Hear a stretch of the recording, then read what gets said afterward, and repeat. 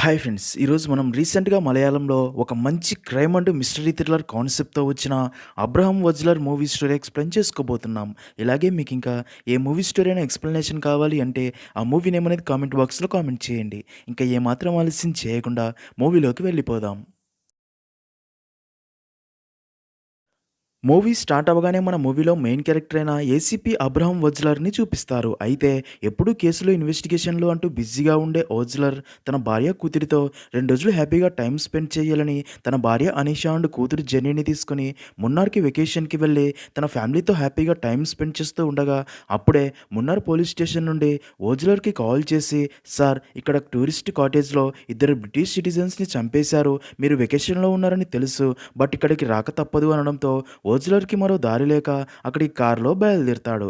అప్పుడే ఓజ్లర్ తన టీంలోని వ్యక్తికి ఫోన్ చేసి, "నన్ను 2 రోజులు కూడా నా ఫ్యామిలీతో వెకేషన్‌లో ఎంజాయ్ చేయనివ్వకుండా ఇక్కడి పోలీసులకి నా నెంబర్ ఇచ్చావు కదా" అనగా దానికి తను, "సార్, నేను మీ నెంబర్ ఎవ్వరికీ ఇవ్వలేదు.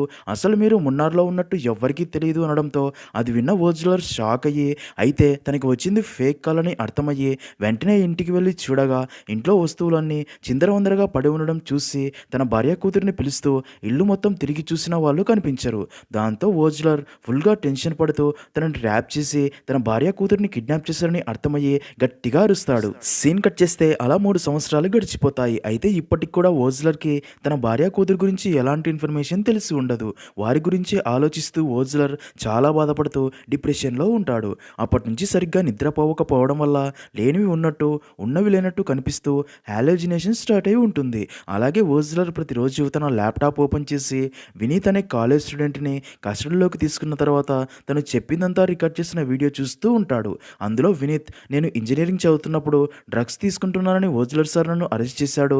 నన్ను వదిలేయమని తన కాళ్ళు పట్టుకొని బ్రతిమాలినా సరే నాపై కేసు పెట్టాడు. దాంతో 5 సంవత్సరాలు జైలు శిక్ష అనుభవించాను. దానివల్ల నా ఫ్యూచర్ పోయింది. నా కుటుంబం పరువంతా పోయింది. నాకు ఓజ్లర్ సార్ మీద ప్రతీకారం తప్ప ఏమీ మిగల్లేదు. అందుకే అప్పటినుంచి ఓజ్లర్ సార్‌ని ఫాలో అవుతూ ఉన్నా. అలా ఓజ్లర్ సార్ తన ఫ్యామిలీతో మున్నార్‌కి వెకేషన్‌కి వెళ్ళినప్పుడు ఓజ్లర్ సార్‌ని ట్రాప్ చేసి ఇంట్లో ఒంటరిగా ఉన్న తన భార్య కూతురిని కిడ్నాప్ చేశాను. ఆ టైంలో నేను ఫుల్‌గా డ్రగ్స్ తీసుకొని ఉండడం వల్ల నా బ్రెయిన్ మత్తులో ఉంది. అలా వారిని అక్కడే ఏదో అడవిలోకి తీసుకెళ్ళి వారిని ముక్కలుగా నరికి ప్లాస్టిక్ కవర్‌లో ప్యాక్ చేశాను. ఆ తర్వాత ఆ డ్రగ్స్ మత్తులో ఏం చేశానో అస్సలు గుర్తులేదు. ఆ తర్వాత పోలీసులను అరెస్ట్ చేసినప్పుడు నాకు స్పృహ వచ్చింది. వారి బాడీస్‌ని ఏం చేశానో గుర్తులేదు అని చెప్తాడు. అదంతా విన్న ఓజ్లర్ చాలా బాధపడతాడు. ఇప్పటికీ వారి డెడ్ బాడీస్ ఎక్కడ పూడ్చాడో, ఏం చేశాడో తెలియనందుకు. నెక్స్ట్ సీన్‌లో ఓజ్లర్ బిర్యానీ తీసుకుని జైలుకి వెళ్ళి వినీత్‌కి ఆ బిర్యానీ ఇవ్వడంతో తను తింటాడు. అప్పుడే ఓజ్లర్ వినీత్‌ని, "నీకు ఇప్పటికైనా గుర్తొచ్చిందా? నా భార్య కూతురు డెడ్ బాడీస్ ఎక్కడ పూడ్చావో" అని అడగ్గా దానికి వినీత్, "సార్, నాకు 3 సంవత్సరాలుగా ప్రతి నెలా బిర్యానీ తీసుకుని వస్తున్నారు. మీ బాధ నాకు అర్థమవుతుంది, కానీ నాకు నిజంగా తర్వాత ఏం జరిగిందో, ఏం చేశానో గుర్తులేదు" అని చెప్తాడు. సీన్ కట్ చేస్తే నవీన్ అనే ఒక ఐటీ ఉద్యోగం చేసే వ్యక్తిని చూపిస్తారు. ఒకరోజు నవీన్ తన ఆఫీస్ అయిపోయాక తన గర్ల్ ఫ్రెండ్ మాయాతో ఫోన్లో మాట్లాడుతూ బైక్ మీద ఇంటికి బయలుదేరతాడు. అయితే అలా నవీన్ బైక్ మీద ఒక బ్రిడ్జి మీదికి రాగానే నవీన్ బైక్ని ఒక బొలెరో వాన్ గుద్దడంతో యాక్సిడెంట్ అయ్యి నవీన్కి గాయాలవడంతో అక్కడే ఉన్న కొంతమంది అంబులెన్స్కి ఫోన్ చేయడంతో అంబులెన్స్లో తనని హాస్పిటల్కి తీసుకెళ్లి అడ్మిట్ చేస్తారు. ఈ విషయం తెలిసిన మాయా కూడా అక్కడికి వస్తుంది. నవీన్ తలకి బలమైన గాయమై ఉండటం వల్ల డాక్టర్ తనకి ట్రీట్మెంట్ చేసి కాపాడతాడు. అయితే నవీన్ తలకి సర్జరీ చేశాక నవీన్కి తన 2 కాళ్ళలో స్పర్శ కోల్పోయి కదల్చలేకపోతాడు. దాంతో నవీన్ ఇప్పుడు నేను బైక్‌ని ఎలా నడపగలను అని చాలా బాధపడతాడు. అప్పుడే అక్కడికి వచ్చిన డాక్టర్ చెక్ చేసి నవీన్తో, "నువ్వేం టెన్షన్ పడకు. ఇది కేవలం టెంపరరీ మాత్రమే. కొన్ని రోజుల్లో అంతా నార్మల్ అవుతుంది" అని ధైర్యం చెప్తాడు. అలాగే అదే రోజు నవీన్ బర్త్‌డే అని తెలిసి ఈరోజు హాస్పిటల్‌లోనే నీ బర్త్‌డే సెలబ్రేట్ చేద్దామని నవీన్‌ని హ్యాపీ చేస్తాడు. దాంతో మాయ కేక్ తీసుకురావడానికి షాప్‌కి వెళ్ళి అలా కేక్ తీసుకొని హాస్పిటల్ దగ్గరికి వచ్చి నవీన్‌ని ఉంచిన రూమ్‌లోకి వెళ్ళబోయి అక్కడి దృశ్యం చూసి మాయ మైండ్ బ్లాక్ అయ్యి గట్టిగా అరుస్తుంది. దాంతో హాస్పిటల్లోని అందరూ అక్కడికి చేరుకుని నవీన్ రూమ్‌లోకి చూస్తారు. ఇక్కడే ట్విస్ట్ ఏంటంటే నవీన్‌ని ఎవరో దారుణంగా చంపేసి ఉంటారు. అలా ఈ విషయం పోలీసులకి తెలియడంతో ఈ కేసును ఓజ్లర్ టేకప్ చేయడంతో తన టీంతో క్రైమ్ స్పాట్‌కి చేరుకుని నవీన్ డెడ్ బాడీని బాగా పరిశీలించగా నవీన్ తొడ భాగంలో గాయం చేసి బాగా బ్లడ్ లాస్ అయ్యేలా చేసి చంపేశాడని అర్థమవుతుంది. అయితే అక్కడే ఓజ్లర్‌కి కిల్లర్ వదిలి వెళ్ళిన ఒక కార్డు మీద, "నీ మాటలు గుర్తుండిపోతాయి, హ్యాపీ బర్త్‌డే టు యూ" అని రాసి ఉంటుంది. తర్వాత ఓజ్లర్ నవీన్ ఫోన్లోని కాల్ హిస్టరీ చెక్ చేయగా నవీన్తో చివరిసారిగా మాయా మాట్లాడిందని తెలుస్తుంది. అలా మాయా మాట్లాడిన 8 నిమిషాల తర్వాత అంబులెన్స్ నవీన్ దగ్గరికి వచ్చింది అంటే ఈ 8 నిమిషాల్లో ఏం జరిగి ఉంటుందని ఆలోచిస్తాడు. ఇంకా అక్కడే ఉన్న నవీన్ ఫాదర్ని ఓజ్లర్ నవీన్కి ఎవరైనా శత్రువులు ఉన్నారా అని అడగ్గా దానికి నవీన్ ఫాదర్ సెల్వరాజ్ తను ఒక సాధారణ ఐటీ ఉద్యోగి, తనకి ఎవరు శత్రువులు ఉంటారో అలా ఎవరూ లేరు అని చెప్తాడు. అలా Ozler Naveen case investigation start చేస్తాడు. నెక్స్ట్ సీన్లో నవీన్ డెడ్ బాడీకి పోస్ట్ మార్టం చేసిన డాక్టర్ని వెళ్ళి కలవగా డాక్టర్ ఓజ్లర్తో కిల్లర్ నవీన్కి తొడభాగంలో బలమైన గాయం చేయడం వల్లే ఎక్కువగా బ్లీడింగ్ అయి చనిపోయాడు అని, అయితే ఆ గాయాన్ని చూస్తుంటే కిల్లర్కి మెడికల్ అంటే అనాటమికల్ నాలెడ్జ్ బాగా ఉంది, అందుకే అంత పర్ఫెక్ట్గా గాయం చేసి బ్లీడింగ్ అయ్యేలా చేశాడు, బట్ ప్రాక్టికల్ నాలెడ్జ్ కొంచెం తక్కువగా ఉంది అని చెప్తాడు. ఇంకా ఇన్వెస్టిగేషన్లో ఓజ్లర్కి నవీన్కి యాక్సిడెంట్ అయిన ప్లేస్కి కొంత దూరంలోనే ఒక ప్లేస్లో ఒక పెట్రోల్ బంక్ ఉందని తెలిసి అక్కడి సీసీటీవీ ఫుటేజ్ చెక్ చేయగా యాక్సిడెంట్ అయిన అదే టైంకే ఆ దారిలో 12 వెహికల్స్ వెళ్ళాయని తెలుస్తుంది. ఇదిలా ఉంటే మరో పక్క ఒక రోజు రాత్రి ఒక వ్యక్తి బైక్ మీద వెళ్తూ ఉండగా అప్పుడే బైక్ మీద ఒక గ్యాంగ్ వచ్చి ఆ వ్యక్తిపై అటాక్ చేసి కత్తులతో తనపై దాడి చేస్తూ ఉండగా అప్పుడే అటుగా ఒక బొలెరో వ్యాన్ రావడంతో ఆ గ్యాంగ్ అక్కడి నుంచి పారిపోగా ఆ వ్యాన్లో ఉన్న ఫేస్కి మాస్క్ వేసుకున్న వ్యక్తి అదంతా చూసి గాయాలైన వ్యక్తిని తన వ్యాన్లో తీసుకెళ్లి హాస్పిటల్ ముందు వదిలేసి వెళ్ళిపోతాడు. అక్కడే ఉన్న కొంతమంది అది చూసి ఆ వ్యక్తిని హాస్పిటల్లో అడ్మిట్ చేస్తారు. అక్కడి డాక్టర్ పోలీసులకు ఇన్ఫర్మేషన్ ఇచ్చి ఆ వ్యక్తికి ట్రీట్మెంట్ చేస్తాడు. ఇక్కడే ట్విస్ట్ ఏంటంటే అదే రోజు అర్ధరాత్రి సమయంలో అదే బొలెరో వ్యాన్లో నుంచి డాక్టర్ డ్రెస్లో ఒక వ్యక్తి హాస్పిటల్ దగ్గరికి వచ్చి ఆ గాయాలు అయిన వ్యక్తి కాలు తొడభాగంలో గాయం చేసి చంపేసి వెళ్ళిపోతాడు. సీన్ కట్ చేస్తే మరుసటి రోజు ఉదయం ఈ విషయం తెలిసిన ఓజ్లర్ తన టీంతో అక్కడికి చేరుకోగా ఓజ్లర్ డెడ్ బాడీని పరిశీలించగా మొదటి హత్యలాగే బ్లడ్ లాస్ అయి చనిపోయాడని తెలుస్తుంది. అంతేకాక అక్కడ ఒక కార్డు మీద మనసారా నవ్వుకున్నవన్నీ మర్చిపోవాలి, హ్యాపీ బర్త్డే అని రాసి ఉంటుంది. అది చూసిన ఓజ్లర్ నవీన్ హత్యలో హ్యాపీ బర్త్డే టు యూ అని రాసి ఉండగా ఇప్పుడు ఈ హత్యలో కిల్లర్ హ్యాపీ బర్త్డే అని మాత్రమే రాసి ఉండడం గమనిస్తాడు. తర్వాత అక్కడి సీసీటీవీ ఫుటేజ్ చెక్ చేయగా ఆ వ్యక్తిని హాస్పిటల్కి తీసుకొచ్చిన వ్యక్తి, రాత్రి తనని చంపడానికి వచ్చిన వ్యక్తి, ఇద్దరి బాడీ లాంగ్వేజెస్ చూశాక ఇద్దరు వేరు అని తెలుస్తుంది. అయితే బొలెరో వ్యాన్ మాత్రం హాస్పిటల్ దగ్గరే ఉండడం గమనిస్తాడు. అందుకే అలాంటి వ్యాన్ ఎక్కడ కనిపించినా సరే పట్టుకోమని తన టీంకి చెప్తాడు. ఇదిలా ఉంటే హత్యల గురించి మీడియాకి తెలియడంతో అందరూ ఆ కిల్లర్ గురించే మాట్లాడుకుంటూ ఆ కిల్లర్కి బర్త్డే కిల్లర్ అని పేరు కూడా పెట్టేస్తారు. ఓజ్లర్ ఆ కిల్లర్ని పట్టుకునేందుకు చాలా ట్రై చేస్తూ ఉంటాడు. నెక్స్ట్ సీన్లో అదే కిల్లర్ ఫేస్కి మాస్క్ వేసుకుని ఒక రెస్టారెంట్కి వచ్చి ఆ రెస్టారెంట్ ఓనర్ అయిన అశోక్కి ఒక లడ్డు ఇచ్చి అక్కడి నుంచి వెళ్ళిపోతాడు.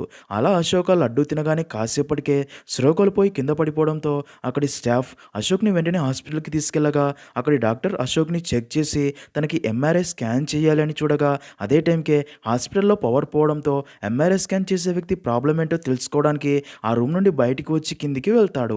అయితే అదే టైంకే ఆ కిల్లర్ డాక్టర్ డ్రెస్లో హాస్పిటల్ దగ్గరికి చేరుకొని ఎంఆర్ఐ స్కాన్ రూమ్లోకి వెళ్ళి ఈసారి తనకి గొంతు భాగంలో గాయం చేసి చనిపోయేలా చేసి వెళ్ళిపోతాడు.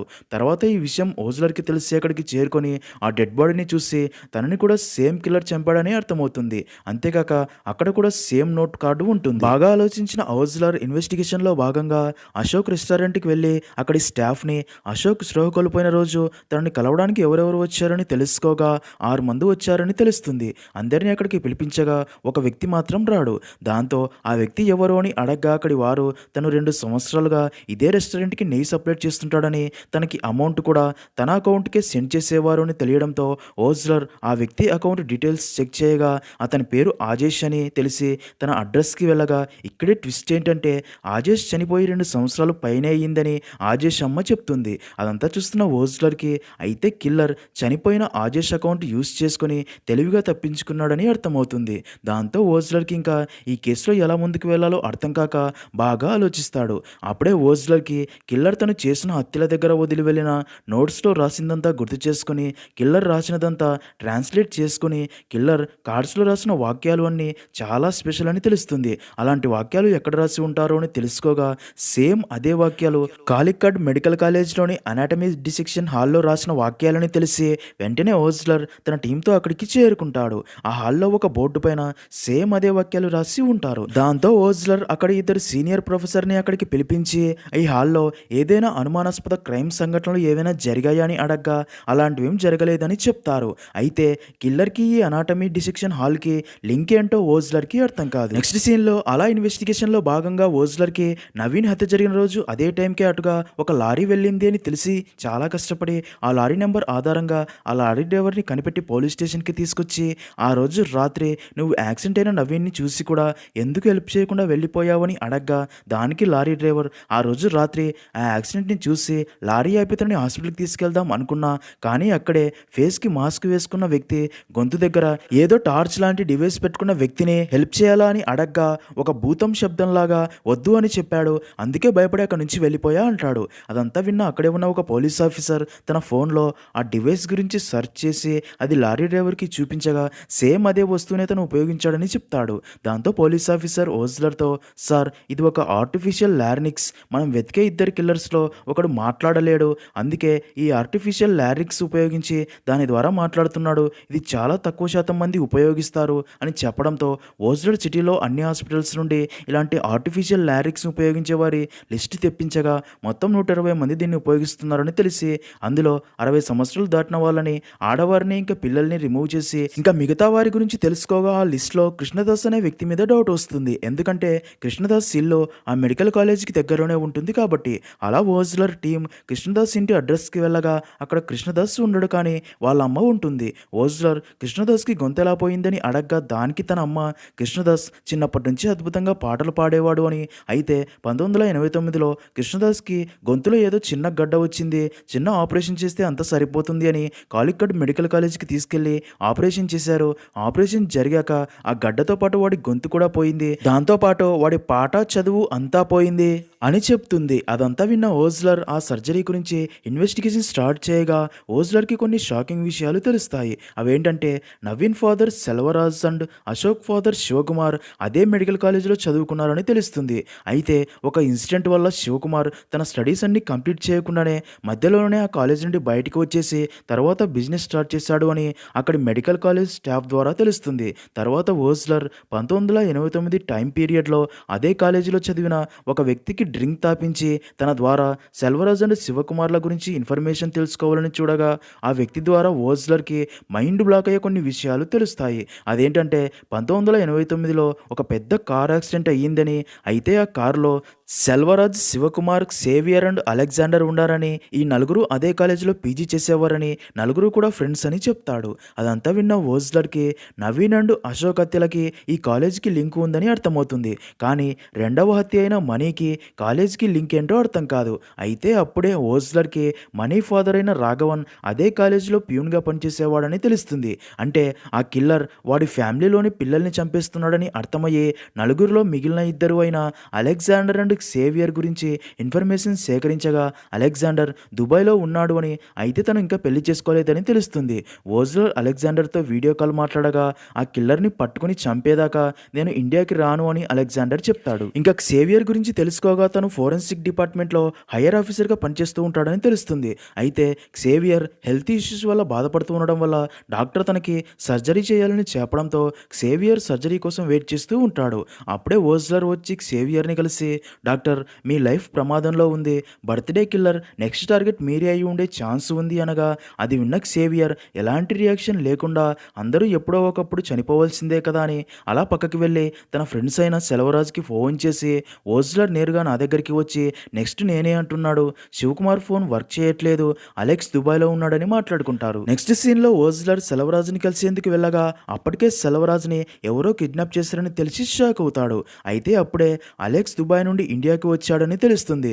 దాంతో తనకి కాల్ చేయగా అలెక్స్ ఓజ్లర్తో, నేను ఇప్పటికే చాలా అలసిపోయాను సార్, ఇంకా నా వల్ల కావటం లేదు, మీరు నా ఇంటికి రండి, మీకు అంతా చెప్తాను అంటాడు. దాంతో ఓజ్లర్ తన టీంతో అలెక్స్ ఇంటికి చేరుకోగా అలెక్స్ ఓజ్లర్తో ఏదో నిజం చెప్పబోతాడు. అయితే అదే టైంకి అక్కడికి కిల్లర్ తన మనుషులతో వచ్చి అక్కడి పోలీసులందరినీ కొడుతూ, అలా పోలీసులకి వారికి మధ్య ఫైట్ తర్వాత వాళ్ళు అలెక్స్ని పట్టుకుని అక్కడి నుంచి పారిపోతారు. అయితే ఓజ్లర్ చాలా కష్టపడి ఆ కిల్లర్ గ్రూప్లోని ఒక వ్యక్తిని పట్టుకొని తన ఫేస్ చూసి షాక్ అవుతాడు. ఎందుకంటే తను ఎవరో కాదు, కృష్ణదాస్ కాబట్టి. అలా కృష్ణదాస్ని పోలీస్ స్టేషన్కి తీసుకెళ్ళి అసలు మీరు ఇదంతా ఎందుకు చేస్తున్నారని అడగ్గా కృష్ణదాస్ మాత్రం ఎలాంటి సమాధానం చెప్పకుండా సైలెంట్గా ఉండిపోతాడు. సీన్ కట్ చేస్తే బాగా ఆలోచించిన ఓజ్లర్ మరుసటి రోజు రాఘవన్ భార్యని పోలీస్ స్టేషన్కి తీసుకొచ్చి తనని రాఘవన్ గురించి అడగ్గా దానికి తను, నా భర్త పెళ్ళైన మొదట్లో అదే మెడికల్ కాలేజ్ స్టూడెంట్స్కి శవాలు తీసుకుని వెళ్ళేవాడు అని, అయితే 6 నెలల ముందే ఒక డాక్టర్ మా ఇంటికి వచ్చి నా భర్త రాఘవన్ని సుజా అనే అమ్మాయి గురించి పదే పదే అడగ్గా దానికి రాఘవన్ నాకు ఏం గుర్తులేదని చెప్పాడు అని చెప్తాడు. చెప్తుంది. అదంతా విన్న ఓజ్లర్‌కి సుజా పేరుతో సిటీలో ఒక హాస్పిటల్ ఉంది అని తెలుస్తుంది. ఆ హాస్పిటల్ ఎవరిదో కాదు, డాక్టర్ అరుణ్‌దే. డాక్టర్ అరుణే రాఘవన్ దగ్గరికి వచ్చి సుజా గురించి అడిగి ఉంటాడు. దాంతో డాక్టర్ అరుణ్ మీద డౌట్ వచ్చిన ఓజ్లర్ అరుణ్ గురించి ఎంక్వైరీ చేయగా అరుణ్ ఈరోజు సాయంత్రం ఒక సర్జరీ చేయబోతున్నాడని, అయితే అరుణ్ చేయబోయే సర్జరీ ఎవరికో కాదు క్సేవియర్‌కి అని తెలిసి ఓజ్లర్ షాక్ అవుతాడు.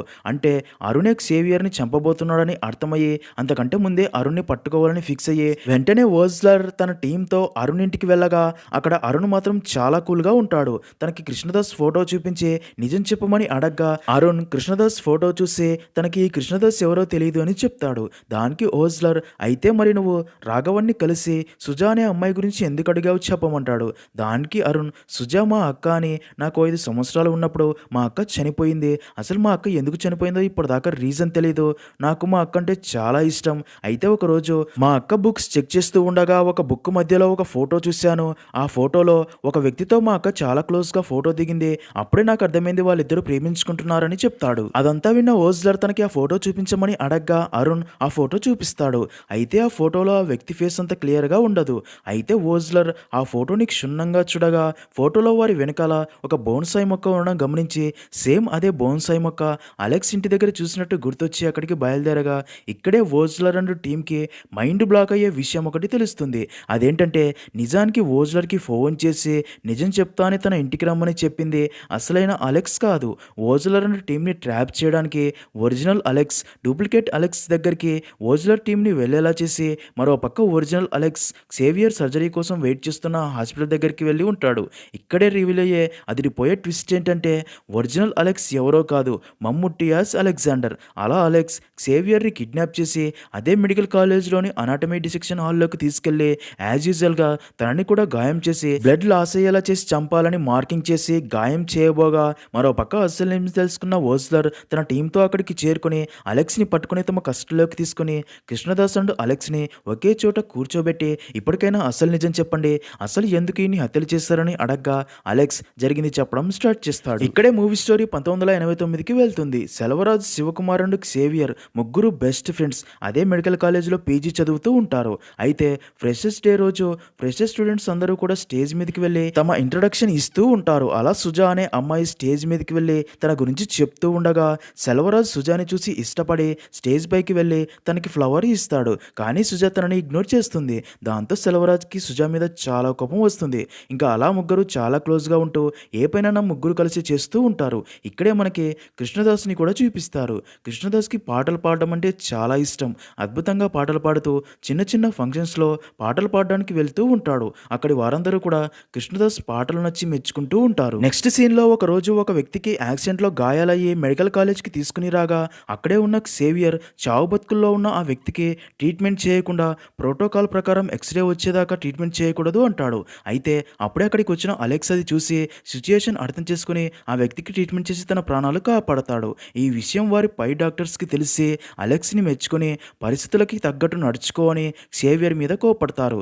దాంతో అలెక్స్ మీద తనకి చాలా కోపం వస్తుంది. ఇదిలా ఉంటే ఒకరోజు అలెక్స్ సుజాని చూసి తనని ఇష్టపడతాడు. తననే ఫాలో అవుతూ ఉంటాడు. ఈ విషయం తెలిసిన సుజా కూడా అలెక్స్ కూడా తనకి బాగా నచ్చడంతో అలా ఇద్దరు రిలేషన్షిప్లో ఉంటారు. ఇద్దరు ప్రతిరోజు కలిసి మాట్లాడుకుంటూ హ్యాపీగా ఉంటారు. సీన్ కట్ చేస్తే ఒకరోజు శివకుమార్ కాలేజీలోనే డ్రగ్స్ తీసుకోవడం అలెక్స్ చూసి తన పై డాక్టర్స్కి చెప్పడంతో కాలేజ్ మేనేజ్మెంట్ శివకుమార్ని కాలేజ్ నుండి తీసేయడంతో అప్పటి నుంచి శివకుమార్ బిజినెస్ వైపు వెళ్ళి ఉంటాడు. అలా కొన్ని రోజులకి సుజా స్టడీ హాలిడేస్కి ఊరికి వెళ్ళిపోవడంతో అలెక్స్ అండ్ సుజా ఇద్దరు ఒకరినొకరు చాలా మిస్ అవుతారు. ఇలా ఉండగా ఒకరోజు కృష్ణదాస్కి గొంతు నొప్పిగా ఉండడంతో తన అమ్మ తనని అదే మెడికల్ కాలేజీకి తీసుకుని రాగా కృష్ణదాస్ని చెక్ చేసిన డాక్టర్ తన గొంతులో ఇన్ఫెక్షన్ ఉందని ఆపరేషన్ చేస్తే నయం అవుతుంది అని, అలా ఆపరేషన్ చేసేటప్పుడు తన అసిస్టెంట్స్గా అలెక్స్ అండ్ క్సేవియర్ని పెట్టుకొని ఆపరేషన్ చేశాక డాక్టర్కి మరో అర్జెంట్ కేసు రావడంతో అలెక్స్ని కృష్ణదాస్కి స్టెచెస్ వేయమని క్సేవియర్ని అలెక్స్కి హెల్ప్ చేయమని చెప్పి వెళ్ళిపోతాడు. తర్వాత అలెక్స్ స్టెచెస్ వేస్తూ ఉండగా క్సేవియర్ అలెక్స్ మీద కోపంతో తనని ఇరికించాలని ఫిక్స్ అయ్యి కృష్ణదాస్ గొంతులో నరం కట్ చేస్తాడు. దాంతో కృష్ణదాస్ మాట్లాడలేకపోతాడు. దాంతో కృష్ణదాస్కి స్లో వచ్చాక తను ఇంకా పాటలు పాడలేను అని తెలిసి చాలా బాధపడతాడు. తర్వాత అసలు నిజం తెలిసిన సీనియర్ డాక్టర్స్ క్సేవియర్ని 6 నెలల పాటు అలెక్స్ని 1 నెల పాటు సస్పెండ్ కూడా చేస్తారు. దాంతో ఇంకా అప్పటి నుంచి ఆ ముగ్గురు శత్రువు అలెక్స్ అవ్వడంతో అలెక్స్ వల్లే తమకి ఇలా జరిగిందని తన మీద రివెంజ్ తీర్చుకోవాలని ఒక ప్లాన్ వేస్తారు. ఆ ప్లాన్ ప్రకారం ప్రకారం కాలేజీ ఫ్యూన్ రాఘవంతో అలెక్స్కి సుజా అనాటమీ డిసెక్షన్ హాల్లో వెయిట్ చేస్తుందని చెప్పించి అలెక్స్ హాల్లోకి రాగానే ఈరోజు తన బర్త్డే అని సుజా సర్ప్రైజ్ ప్లాన్ చేసింది అని సుజాని పిలుస్తూ ఉండగా అప్పుడే సెల్వా శివ అండ్ సేవియర్ కలిసి అలెక్స్ని పట్టుకుని తన బాడీ మొత్తం క్లోరోఫామ్ ఎక్కిస్తారు. తర్వాత అలెక్స్ని కారులో తీసుకెళ్లి ప్లాన్ ప్రకారం కార్ యాక్సిడెంట్ అయ్యేలా చేస్తారు. అదే యాక్సిడెంట్ వల్లే అలెక్స్ తలకి బలమైన గాయమయ్యి కోమాలోకి వెళ్ళిపోయి ఉంటాడు. నెక్స్ట్ సీన్లో సెల్వరాజ్ అండ్ సేవియర్ తమ సీనియర్ డాక్టర్స్ దగ్గరికి వచ్చి కృష్ణదాస్కి అలా నరం కట్ చేయమని చెప్పింది అలెక్సే అని, తమ తప్పేమీ లేదు అని వారిని నమ్మించడంతో అలెక్స్ని పర్మనెంట్గా కాలేజ్ నుండి సస్పెండ్ చేయించి ఉంటారు. అలెక్స్ కోమాలో ఉండటం వల్ల తనకి బయట ఏం జరుగుతుందో ఏమీ తెలియదు. అలెక్స్ని ఆ పరిస్థితిలో చూసిన సుజా చాలా బాధపడుతుంది. అలా 8 నెలల పాటు అలెక్స్ పక్కనే ఉంటూ తను కోమాలో నుంచి బయటపడతాడో అని ఎదురు చూస్తూ ఉంటుంది. అయినా కానీ అలెక్స్ నుండి ఎలాంటి రెస్పాన్స్ లేకపోవడంతో అదే బాధతో సుజా ఒకరోజు బస్ కింద పడి చనిపోయి ఉంటుంది. అలా కొన్ని రోజులకి సుజా చనిపోయింది అని అలెక్స్కి వినిపించడంతో అలెక్స్కి స్లో వస్తుంది. అయితే తలకైన బలమైన గాయం వల్ల తన పాస్ట్ మర్చిపోయి ఉంటాడు.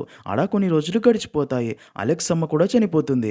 దాంతో అలెక్స్ ఒంటరివాడు అవుతాడు. సీన్ కట్ చేస్తే ఇలా ఉండగా 3 నెలల ముందే ఒక టీవీ న్యూస్ ఛానల్లో కృష్ణదాస్ ఇంటర్వ్యూ చూసిన అలెక్స్కి తన గతం గుర్తొస్తుంది.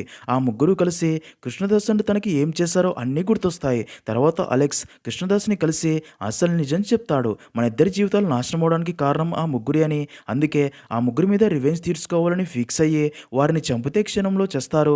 అందుకే వారి కొడుకులని చంపుదాం, అప్పుడు ఇష్టమైన వారు దూరమైతే ఆ బాధ ఎలా ఉంటుందో వారికి తెలుస్తుంది అని అలా నవీన్, మణి అండ్ అశోక్లను చంపి ఉంటారు. అలా జరిగిందంతా చెప్పగా అదంతా విన్న ఓజ్లర్తో పాటు అక్కడి వారందరూ కృష్ణదాస్ అండ్ అలెక్స్కి జరిగిన అన్యాయాన్ని విని చాలా బాధపడతారు. తర్వాత అలెక్స్ అండ్ కృష్ణదాస్ని అరెస్ట్ చేసి జైలుకి తీసుకుని వెళ్తారు. నెక్స్ట్ సీన్లో షేవియర్ తన జీవిత చరిత్ర గురించి ఒక బుక్ తనే రాసి ఆ బుక్ ఆవిష్కరణ ప్రోగ్రాంలో మాట్లాడుతూ ఉంటాడు. అక్కడికి ఓజ్లర్ కూడా వచ్చి ఉంటాడు. అప్పుడే నవీన్, మణి అండ్ అశోక్లకి పోస్ట్ మార్టం చేసిన డాక్టర్ ఓజ్లర్కి ఫోన్ చేసి మైండ్ బ్లాక్ అయ్యే విషయం ఒకటి చెప్తాడు. అదేంటంటే అలెక్స్ ప్రతి ఒక్కరిని చంపేటప్పుడు వారి బాడీ మీద బ్లూ కలర్ మార్క్ చేశాడు కదా, అది సాధారణ మార్క్ కాదని, దాంట్లో ఒక కెమికల్ ఉంది అని, ఒకవేళ అలెక్స్ తనకి గాయం చేసాక కూడా తాము బ్రతికితే మరో 7 రోజుల్లో ఆ కెమికల్ వల్ల ఆ వ్యక్తి చనిపోయేలా అలెక్స్ అలా ప్లాన్ చేశాడని చెప్తాడు. అది విన్న ఓజ్లర్ షాక్లో ఉండగానే అప్పటికే షేవియర్కి తన ఆపరేషన్ అప్పుడు అలెక్స్ తన శరీరం మీద బ్లూ మార్క్ చేసి ఉంటాడు. అందుకే అప్పుడే షేవియర్ మాట్లాడుతూనే రక్తం కక్కుని చనిపోతాడు. ఇక్కడే మూవీలో మరో అదిరిపోయే ట్విస్ట్ ఏంటంటే అలెక్స్ జైలుకి వెళ్లే లోపే రాఘవన్, సెల్వరాజ్, శివకుమార్లను కూడా చంపేసి ఉంటాడు. సీన్ కట్ చేస్తే నెల రోజుల తర్వాత ఓజ్లర్ మళ్ళీ బిర్యానీ తీసుకుని వినీత్ని కలవడానికి జైలుకి వెళ్తాడు. అదే జైల్లో ఉన్న అలెక్స్ ఓజ్లర్ దగ్గరికి వచ్చి, మీరు అడిగిన ప్రశ్నకి నేను సగం సమాధానం మాత్రమే చెప్పాను. సేవియర్ కూతురు అమెరికా నుండి తిరిగి వచ్చేంత వరకు నేను వెయిట్ చేయాల్సింది. నేను కొంచెం బలవంతం చేసి ఉంటే కృష్ణదాస్ సేవియర్ బదులు తన కూతురిని చంపడానికి ఒప్పుకునేవాడు. కానీ నేను ఇదంతా చేసింది మీకోసమే. అంతా వదిలేసి నేను ఇక్కడ నుంచి వెళ్ళిపోయే ముందు ఒక ఆఫీసర్గా మిమ్మల్ని చూడాలి అనుకున్నా. భవిష్యత్తులో మనం మళ్ళీ కలుస్తాం.